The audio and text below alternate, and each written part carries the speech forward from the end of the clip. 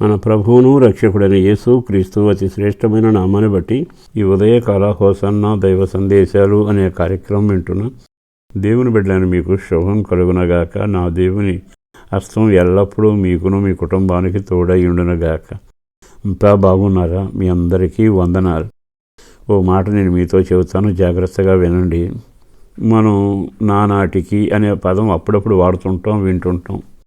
నానాటికి వాళ్ళు వర్ధిల్లారు, నానాటికి విస్తరించారు, నానాటికి దిగజారిపోయారు, నానాటికి వాళ్ళు ఒంటరి వాళ్ళు అయిపోయారు అంటూ నానాటికి అంటే రోజు జరుగుతున్న చర్యను, ఇప్పటి వరకు జరిగిన వాస్తవాలని కాటలో పెట్టి చక్కగా మాట్లాడుతూ ఉంటాం. ఈ మాట మన జీవితాలు కూడా అన్వయింప చేసుకుంటే నానాటికి మనం ఏమవుతున్నాం? నానాటికి వర్ధిల్లుతున్నామా? నానాటికి దిగజారుతున్నామా?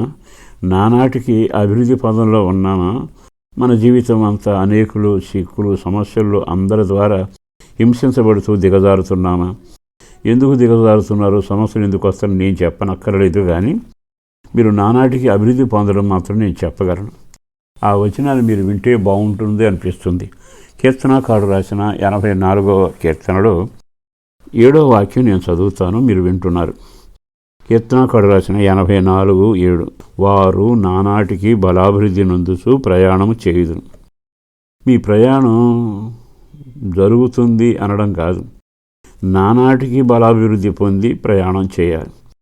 నానాటికి బలాభివృద్ధి అంటే శారీరకంగా కోల్చుకుంటే వయసు పెరుగుతున్నా, సంవత్సరాలు పరిగెడుతున్నా అభివృద్ధి పొందడం అంటే ఓపిక, సత్తువ, శక్తి. మరి ఆత్మీయ జీవితంలో నానాటికి మీరు బలాభివృద్ధి పొందాలి అంటే అది ఎలా సాధ్యమవుతుంది? దానికి కొన్ని మాటలు చెబుతాను. ఇదే కీర్తనలో పైన రాశాడు, నీ మందిరమునందు నివసించువారు ధన్యులు. అంటే నీ జీవితంలో దేవుని సన్నిధిలో నాటబడిన, దేవుని సన్నిధిలో మీ పాదాలను నిలిపిన, దేవుని సన్నిధి ముఖదర్శనం చేసిన, దేవుని సన్నిధిలో వాక్యం ద్వారా మీరు పోషించబడితే దినధనాభివృద్ధి పొందుతారు. మరో మాట చెప్పాలి అంటే దానికి ఏకైక సాధనం ఎల్లప్పుడూ స్తుతించడం. అంటే నిత్య స్తుతి నీ నోట్లో ఉంటే నిత్యాభివృద్ధి నీ కలుగుతుంది. విన్నారు ఈ మాట?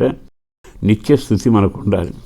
మనం లోకంలో రకరకాల ఆరోగ్యపరమైన ఆహారాలు ఆరగిస్తున్నాంగా, మరి ఆత్మీయ క్షేమాభివృద్ధి కలగాలంటే ఈ పథ్యం కానీ ఈ భక్తి కానీ చేసి తీరాలి. నిత్యము స్తుతించేవాడిగా మీరుండాలి. మరొక మాట కూడా మీతో చెబుతాను. అదేమిటంటే నీ మార్గంలో నీ వలన బలం పొందు మనుషులు ధన్యులు అని. అంటే ఎప్పుడైతే నువ్వు స్తుతిస్తావో ఒకటి, నువ్వు ఎప్పుడైతే మందిరంలో నాటబడతావో రెండవది, మూడవది ఏంటంటే నీవు దినదినాభివృద్ధి చేసుకునే ఒక ఆశ, ఆకాంక్ష, కోరిక. కోరిక లేకుండా కార్యం జరగదు, స్తుతించకుండా కార్యం జరగదు, నాటబడకుండా కార్యం జరగదు. ఈ మూడు ఎప్పుడైతే జరుగుతాయో వాడు దినదినాభివృద్ధి చెందుతూనే ఉంటారు.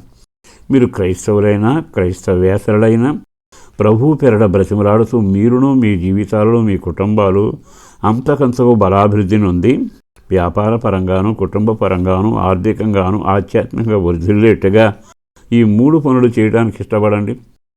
ఒకటి నాటబడడం, రెండవది స్తుతించడం, మూడవది అట్టి కోరికతో మీరు బ్రతకడం. ఈ పనులు చేస్తే దినదినాభివృద్ధి పొందుతూ మీరు ప్రయాణము చేస్తారు. అంటే దిగజారిన ప్రయాణం మీరు చూడరు, కృంగిపోయే ప్రయాణాలు ఉండవు. జీవితంలో దినదినాభివృద్ధి పొందుతారు. అప్పుడు ఏమవుతుందంటే వాళ్ళు జలమయంలో ఉన్న ప్రాంతానికి వెళతారు. అంటే జలములు ఎదురవుతూ ఉంటాయి.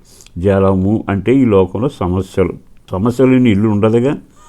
ఇంట్లో ఉన్న సమస్య ఉంటుంది, ఉద్యోగం చేసినా సమస్య ఉంటుంది, ఒంటరిగా ఉన్న సమస్య ఉంటుంది, 10 మందిలో అందరితో కలిసి నడిచిన సమస్య ఉంటుంది, కాపురాల్లో సమస్యలు ఉంటాయి.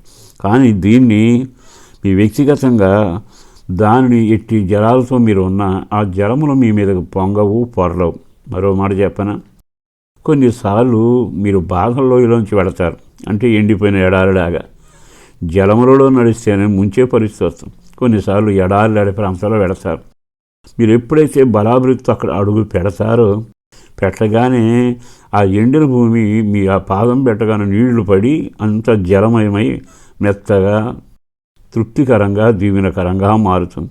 అంటే నీవు దేవుని సందులో నీ పయనం దీవెనకరంగా ఉండాలిగా. అట్టి కార్యం ప్రభువు చేస్తాడు. మీ కొరకు ప్రార్థన చేస్తాను, విశ్వసించండి. పరిశుద్ధుడును ప్రేమమడి నా ప్రభు వందనాలయ. అపారమైన నీ ప్రేమ కొరకు ధన్యవాదాలు. చేసిన మేలు కొరకు వందనాలు. కుటుంబాలను దీవించండి. వాళ్ళ జీవితంలో దినదినాభివృద్ధి చెందాలి. ఆ కార్యాన్ని ప్రారంభించి మహిమ పొందాలి. ఏ కోణంలోనైనా దీవెన పొందాలి.